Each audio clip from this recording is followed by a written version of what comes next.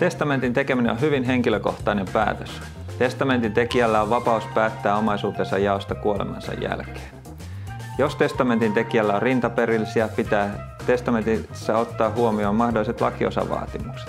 Rintaperillisillä on oikeus lakiosaansa ja heidän mahdolliset vaatimuksensa on syytä testamenttia laatiessa ottaa huomioon.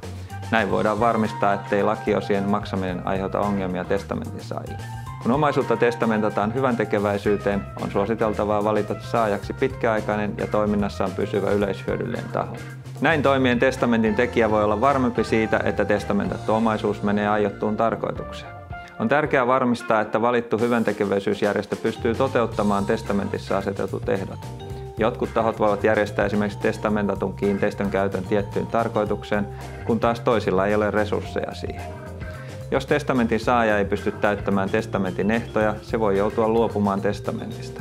Tällöin omaisuus siirtyy lakisääteisille perillisille tai valtiolle eikä aiottu tarkoitus toteudu. Lue lisää blogista.